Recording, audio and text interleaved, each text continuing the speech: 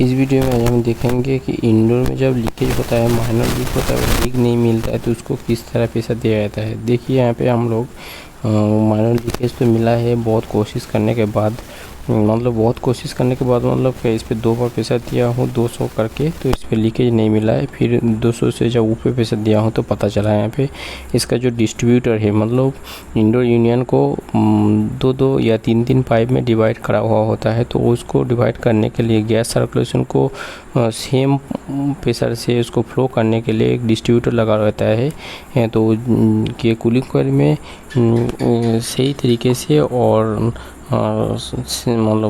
Same pressure से हर coil में pressure जा सकता है। उसी हिसाब से इस कंपनी और इस पर डिस्ट्रीब्यूटर यूज़ करता है। तो डिस्ट्रीब्यूटर का जो बीच में है 4 कॉइल का जो डिस्ट्रीब्यूटर है उसके बीच में माइनर लीकेज है, तो वो लीकेज हम लोगों को मिला बाद में। तो प्रेशर देने का जो तरीका है, आप कोई भी एक साइड बंद कर सकते हो या वाल्व लगा सकते हो, दूसरा साइड गेज लगा सकते हो। तो हम लोग यहाँ पे 250 के ऊपर या 250 के आस तक प्रेशर दिया हूँ। अब इंडोर में कितना प्रेशर दे सकते हो वो डिसाइड करता है इंडोर का जो स्टिकर है उस पर लिखा होता है cm² या kg या बार पे लिखा होता है। तो आप गूगल पे जाके सर्च कर सकते हो, वहाँ पे जितना भी लिखा हुआ है, जैसे सोचिए 30 cm² लिखा हुआ है, तो आप गूगल पे जाके देखेंगे कि 30 cm² इजिकल टू PSI कितना है, तो उस हिसाब से आप PSI दे सकते हो। या बार पे भी होगा, जितना भी बार होगा 12 या 14 या 15 जो भी बार होगा, तो इतना बार इजिकल टू कितना PSI होता है, तो आपको पता लग जाएगा कि कितना प्रेशर उस पर दे सकते हो। तो उसी हिसाब से हम लोग इस पर प्रेशर दिया हो तो पता लग गया है। तो हम लोग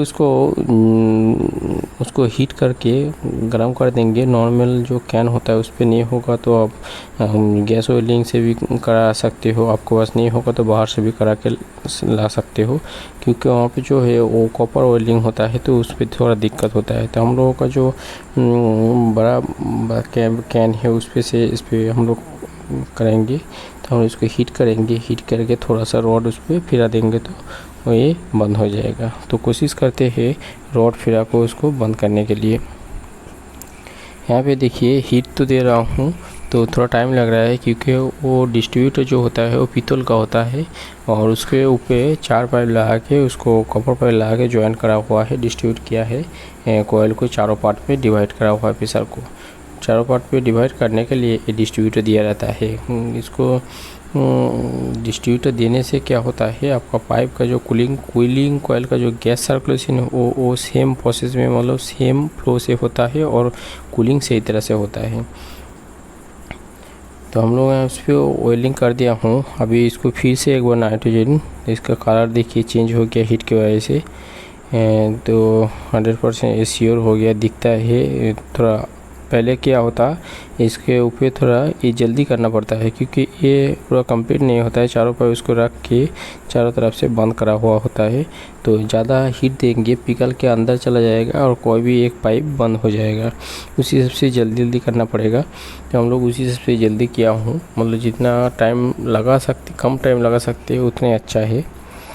तो जॉइन हो गया। अभी हम लोग इसको फिर से एक बार नाइट्रोजन प्रेशर देंगे। पहले हम लोग एक बार थोड़ा सा प्रेशर दिया था तो उस पर नहीं मिला, और फिर भी पहले वीडियो में भी दिखाया था इस पर कि पहले बार जब उसको प्रेशर देंगे तो लीकेज नहीं मिलता है। तो इसको एक बार फ्लश कर लेने से सबसे अच्छा रहता है, क्योंकि सिस्टम चलने के बाद उसके अंदर ऑयल का जो सर्कुलेशन है वो गैस के साथ वो कॉइल में आ जाता है, और कॉइल पे ऑयल रहने के वजह से क्या होता है, तो उस पर आप जितना भी प्रेशर देंगे कॉइल फट जाएगा लेकिन लीकेज नहीं मिलेगा, क्योंकि प्रेशर की वजह से वो ऑयल वहाँ से निकलने का कोशिश करेंगे और वो होल जो होल है माइनर जो लीक है वो बंद होने जाने का चांस ज़्यादा है, क्योंकि ऑयल का जो थिकनेस है वो ज़्यादा होता है एयर के वजह से या नाइट्रोजन प्रेशर से, तो वो वहाँ से निकलने का कोशिश करेगा और होल बंद हो जाएगा।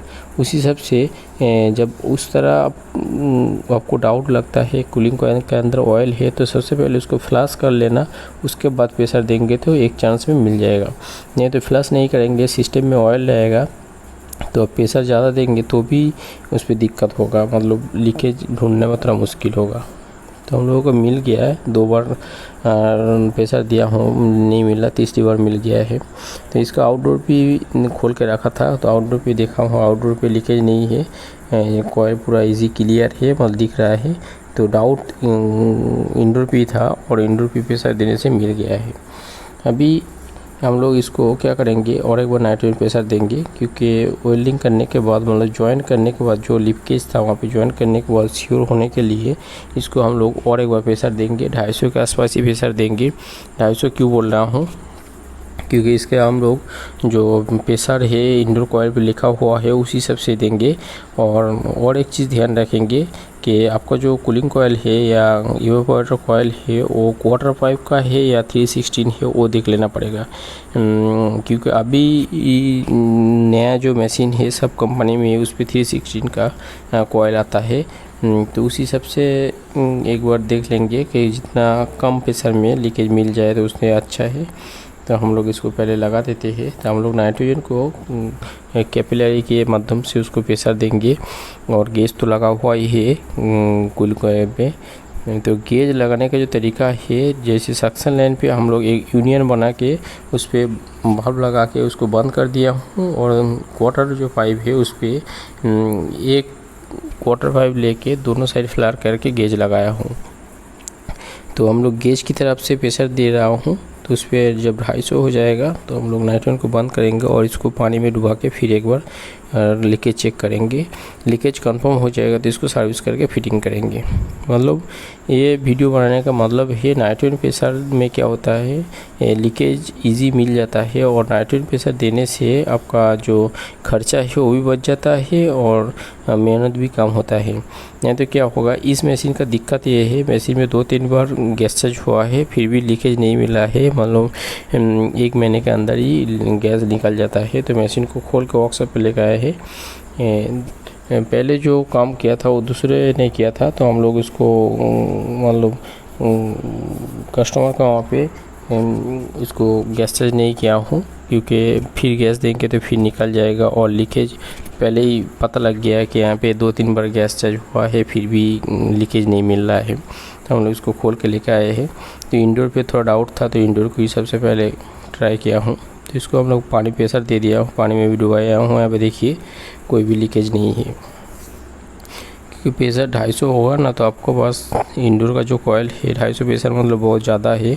आप क्वार्टर पाइप होगा तो 300 भी दे सकते हैं, लेकिन 300 जो है वो थोड़ा रिस्क हो जाता है नाइट्रोजन प्रेशर। कोशिश करेंगे 250 के अंदर ही प्रेशर देखिए उसको लीकेज चेक करने का। 250 में आपका लीकेज जितना भी माइनर लीकेज होगा पानी में डुबाएंगे तो आपका लीकेज मिल जाने का चांस ज़्यादा है, मतलब 100% ही है। तो हम लोग पहले भी इसको प्रेशर दिया था, पहले नहीं मिला है क्योंकि पहले उसका अंदर सिस्टम में ऑयल था। अभी जो बोला हूँ ऑयल का थिकनेस ज़्यादा होता है नाइट्रोजन प्रेशर या एयर प्रेशर जो भी है उससे, तो उसी सबसे वहाँ पे लीकेज मिलना मुश्किल हो जाता है। इसके लिए सबसे पहले फ्लश करके अब उसको प्रेशर देंगे तो सबसे अच्छा रहेगा। तो हम लोगों का जो आउटडोर है, आउटडोर पे भी लेकर आया हूँ। तो दोनों मशीन को लेकर आने का मतलब है कि श्योर हो जाने का कि इंडोर होगा तो इंडोर पे, आउटडोर होगा तो आउटडोर पे, इसके लिए दोनों को लेकर आया हूँ। तो इंडोर पे डाउट था, ऑयल दिख रहा था लेकिन लीकेज नहीं मिल रहा था, तो उसी सब से हम लोग इंडोर पे सबसे पहले काम किया हूँ। और आउटडोर पे खोला था क्योंकि एक बार देख लेने से अच्छा होता है, वर्कशॉप पे आया है तो इसका सर्विस कंप्लीट हो गया है। अभी इसको फिटिंग करेंगे। फिटिंग मतलब जहाँ पे सेंसर लगा हुआ है वो सेंसर पहले किसी ने काम किया। यहाँ पे देखिए कॉइल वाला एयर सेंसर जो है उसको काटा हुआ है, जॉइन करा हुआ, दूसरा कोई सेंसर लगा हुआ है। तो हम लोग उसको उसी हालत में फिटिंग कर देंगे, सही से टाइट कर देंगे और टाई लगा के, क्योंकि ये सेंसर का जो वायर है कभी कभी हिल जाता है या लूज़ कॉन्टैक्ट की वजह से एरर आ जाता है। तो इन्वर्टर सिस्टम में कोई भी वायर लूज़ नहीं होना चाहिए और हिलना नहीं चाहिए। हिलने की वजह से भी जो जॉइंट है वो जॉइंट पे लूज़ हो जाता है और वहाँ पे कार्बन आ जाने का या लूज़ कॉन्टैक्ट होने की वजह से एरर आ जाता है और सिस्टम में दिक्कत आता है। तो हम लोग इसको सबसे पहले फिटिंग करेंगे। आउटडोर फिटिंग करने के बाद इंडोर कॉइल को फिटिंग करेंगे। इंडोर कॉइल फिटिंग करना जो है वो दिखाएंगे इस पर कि किस तरह फिटिंग करते हैं। फिटिंग करने का इजी है क्योंकि ये तो कॉइल से अलग किया हूँ। पहले कुछ दिन पहले और एक ऐसे सेम प्रॉब्लम आया था, तो हम लोग कॉइल को वहाँ पे साइड पे रख के पूरा मतलब कॉयल नहीं निकाल सकते, दूसरी मंजिल पे थे तो नाट जो इंस्टॉल जो किया था उसको बाहर नाट को कर दिया था। तो उसी हिसाब से हम लोग साइड पे पूरा कवर निकाल दिया था और कैबिनेट निकल के कॉयल खाली रहने दिया था वहाँ पे। तो वहाँ पे ही उसको लीकेज को बंद किया। अभी आउटडोर का जो एक साइड का जो कवर है उसको लगा दे रहा हूँ अभी। उसके बाद हम लोग सामने वाला जो पोर्शन है उसको लगाएंगे। उसके बाद हम लोग इंडोर को देखेंगे कि किस तरह उसको फिटिंग करना होता है और देखेंगे। अब इसका जो काम रह जाता है, अब इस हालत पे हम लोग इस पे देख लेंगे कि सिस्टम में कंपनी वाला जो गैस का जो दिया हुआ है वो कितना दिया हुआ है। तो उसी हिसाब से हम लोग इसको सिस्टम को लगाने के बाद वहाँ पे वैक्यूम करेंगे और वैक्यूम करने के बाद जितना गैस लगा हुआ है उस पर गैस दे देंगे और गैस चेंज करेंगे। ये अब इसको आप आउटडोर लेकर आए हो तो आउटडोर पे भी गैस चेंज कर सकते हो। आपका जो सक्शन लाइन और डिस्चार्ज लाइन दोनों लाइन है और दोनों वाल्व है, आप दोनों वाल्व के अंदर सक्शन वाल्व को बंद कर देना पड़ेगा, क्योंकि सक्शन वाल्व जो है वो कंप्रेसर का जो एक्यूमुलेटर की वहाँ से वाल्व तक वहाँ तक ही उसका सक्शन लाइन है आउटडोर पे। तो उसी हिसाब से आप सक्शन लाइन से वैक्यूम करेंगे तो इसका पूरा सिस्टम वैक्यूम नहीं होगा, तो आपको डिस्चार्ज लाइन से वैक्यूम करना पड़ेगा खाली आउटडोर को वैक्यूम करेंगे तो। अब आउटडोर को खाली अच्छी तरीके से वैक्यूम करके गैस उस पर भी डाल सकते हैं, लेकिन उस पर क्या होगा पूरा गैस शायद नहीं जाएगा, क्योंकि अभी का जो नया मशीन है उस पर ज़्यादा गैस नहीं होता है। उस हिसाब से चला जाने का आपका वैक्यूम से ही होगा तो उस पर भी गैस चला जाएगा पूरा गैस। लेकिन हम लोग इस पर क्या करेंगे, साइड पे जाके इसको वैक्यूम करेंगे और वहाँ पे गैस चेंज करेंगे। तो कॉयल को पहले वॉश किया था तो उसको ब्लोअर मार के थोड़ा साफ़ कर लेते हैं, फिर इसको फिटिंग करेंगे। मतलब लीकेज का जो दिक्कत है, जैसे देखिए लीकेज ढूंढने का जो तरीका है, जैसे सोचिए कोई कस्टमर बोलता है कि गैस डालने के बाद 1-2 महीने के अंदर लीकेज हो जाता है, मतलब गैस कम हो जाता है। इसका मतलब बहुत ही माइनर